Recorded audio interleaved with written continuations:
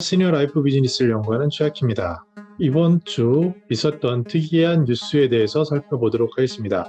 먼저 첫 번째 뉴스는 에버영 코리아에서 한국형 온라인 공개 강좌를 도전해서 시니어를 위한 대학 취업 연계 목표로 에버영 칼리지를 운영한다는 내용입니다.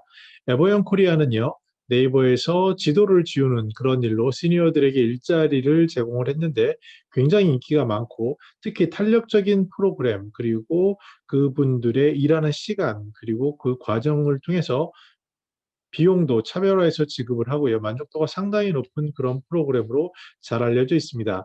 특히 이분들이 이제 IT 연계 쪽으로 관련이 있어 보이는데요. 이제 4차 산업혁명 시대를 맞이하여서 이러한 새로운 AI에 관련된 교육을 듣는다고 하는데 노교철 69세 학생은 생명과 공학의 만남 강의를 들으니 새로운 분야의 수준 높은 지식 공부를 하게 되고 이 나이에 이러한 용어를 쓰고 이러한 강의를 들을 수 있는 것이 무척 좋았다라고 얘기를 하고 있습니다. 정은성 에버 코리아 대표의 말이 다가오는데요. 10대, 20대 10년간 공부한 것을 바탕으로 30년간을 살아갑니다. 근데 50대, 60대에 은퇴한 후 나머지 40년, 50년을 살아가는 것이 너무나 당연한 100세 시대가 됐다. 은퇴 후에 2, 3년 새로운 분야를 공부하고 그 남은 인생을 다시 잘 살아가야 하는 것, 이런 것들이 시니어가 해야 할 일이 아닌가라고 얘기를 하고 있고요. 특히 이제 IT에 관심 있고 IT 역량을 갖춘 분들 대상으로 다시 새로운 시니어를 위한 대학을 만든다는 것, 무엇보다도 인생 1막이 끝나고 2막에서는 다시 공부를 하고 점프하는 과정을 거치게 되는데요. 외국에서도 50대 은퇴라고 다시 새로운 교육을 통해서 커리어를 재도약하는 경우를 주변에서도 볼 수 있습니다. 이러한 것들이 수명이 길어지면서 점차 강화될 것으로 보이고요. 두 번째로 눈에 띄는 부분은 건양대에서 있었던 평생교육원 60 플러스 교육센터 사업평가가 전국 1위를 했다는 겁니다. 여기서 그 프로그램을 보면 시니어 모델이라든지 시니어 바리스타, 치매 예방 전문 교육 강사, 한자 교육 지도사 같은 4개의 과정을 운영을 했다고 하는데요. 중요한 것은 대학에서 이런 것들을 하더라도 단시간에 이루어지지 않는다는 겁니다. 제가 아는 건양대에는 그 실버 산업 전문가 포럼이라는 곳에 회장님을 역임하신 교수님께서 이곳에서 관심을 가지고 기틀을 만들었고 했던 기억이 납니다. 그래서 고령 친화 산업에 대해서도 시작을 했고 이러한 것들이 평생 교육까지 이어져서 시니어들이 무엇을 원하는지를 찾아내서 교육에 연계하는 것을 알 수 있는데요. 하나 아쉬운 부분은 모델이라든지 바리스타, 치매 예방, 한자 교육 지도사처럼 시니어가 할 수 있는 영역이 아직까지는 다분히 제한적이고요. 이러한 것들이 현장에서 가장 프랙티컬하게 나타나는 것이지 않을까 생각을 해봅니다. 앞으로 더욱더 액티브 시니어들이 늘어나면서 다양한 프로그램들이 만들어질 것으로 생각이 듭니다. 다음 뉴스는 노인 일자리 사업을 지난 2월 1일부터 본격 시작했다라는 뉴스입니다. 이것이 어떤 의미가 있냐면요. 실제로 어떠한 그 활동을 하기에는 무리가 있는 시기이기도 합니다. 그렇지만 문제는 지난해 코로나19 때문에 노인 일자리 사업 추진에 어려움이 많았지만 올해는 철저한 방역 수칙을 준수해서 노인층의 소득 공백이 발생하지 않도록 노력한다는 데 포인트가 있는 것 같습니다. 특히 노인들의 경우에 현금 흐름이 부족하고 전반적으로 연금을 받는다 하더라도 약 60만 원 이상의 차이가 발생을 하죠. 이런 것들을 자녀들에 의한 민간 이전이라든지 아니면 공적인 도움이 필요하는데 그 속에서 가장 효과적으로 보일 수 있는 것이 노인 일자리 사업이고요. 이 일자리 사업에 실제로 매년 지원하는 분들은 늘어나고 있고 그 한계가 있다 보니 여기에 그 노인 일자리에 되기 위해서는 또 나이가 높아져야 되고 어떠한 생활이 더 어려워져야 되고 이런 것들이 반복되고 있습니다. 그래서 여러 가지 이야기가 있지만 노인 일자리는 분명히 시니어 삶에 있어서 너무나도 중요하고 이러한 것들이 특히 이제 시골로 갈수록 소득 공백도 막아주는 그런 효과가 있는 사업임을 뉴스를 통해서 확인할 수 있었습니다. 일본의 젊은 노인들은 언택트 놀이 재미에 푹 빠졌다라고 합니다. 여행 마니아가 여행을 못 갔을 때 실시간 온라인 버스 투어를 하면서 그 간접 체험을 하는데요. 여기서 중요한 부분은 이런 거라고 생각을 합니다. 만나지 못하는 사람들, 그것들을 온라인 동호회로 달래는 부분입니다.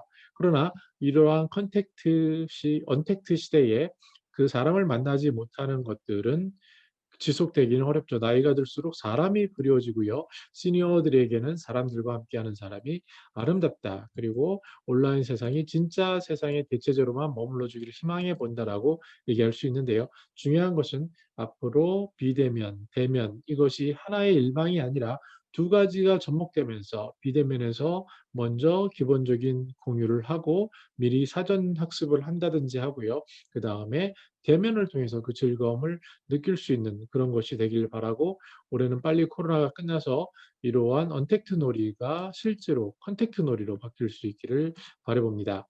다음 뉴스는 구독 경제에 빠진 식품업계라는 겁니다. 구독 서비스라는 게 뭐냐면요. 일정 정기 금액을 주면은 그것을 딜리버리 하는 것을 들 수 있는데요.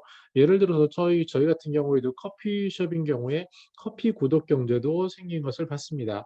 예를 들어서 아메리카노가 한 3,500원이라고 한다면 실제로 구독 서비스, 즉 멤버십이라고 할 수 있는데 이것을 신청을 하면 미리 쿠폰을 산 효과가 있어서 더 저렴하게 할 수 있는 거죠. 근데 중요한 것은 여기서 보다시피 월간 과자 이런 것들을 선정한다고 하는데요.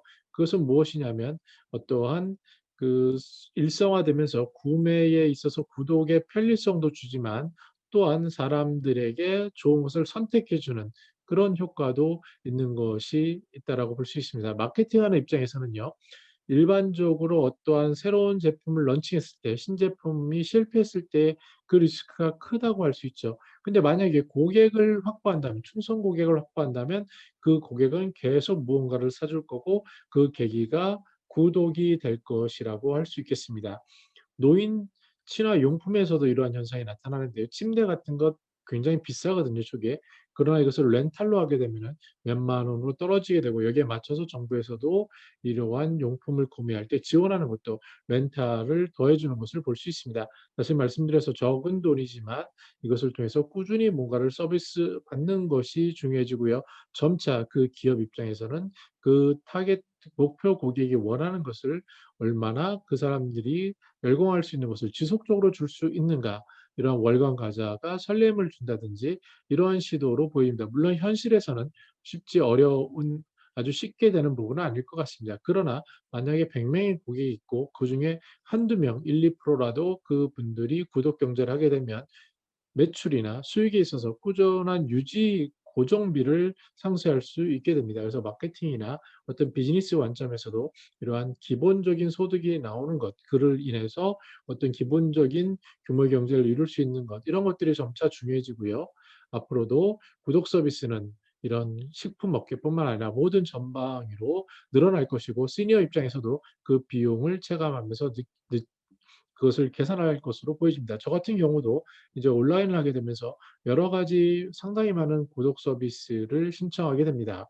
예를 들어서 에버노트 같은 경우에 이런 것을 서비스를 한다든지 또 사진 용량을 하기 위해서 사진 용량을 한다든지 뭐 이런 것들도 많이 볼 수 있는데요. 앞으로 그 내용이 얼마나 더 다양화될 것이고 이런 것들에 대해서 우리들도 생각을 해보게 되는 그런 시점인 것 같습니다. 끝으로 코로나19에 시니어 건강관리 관심이 높아져서 라온 비대면 시니어 태권 교실을 주목한다라는 뉴스가 나왔습니다. 저 같은 경우도 최근에 이제 허리가 아파서 지금 이제 촬영도 앞으로 이제 계속 서서 하는데요. 그러다 보니까 책상 위에다가 놓는 어떠한 새로운 장비가 필요하고요.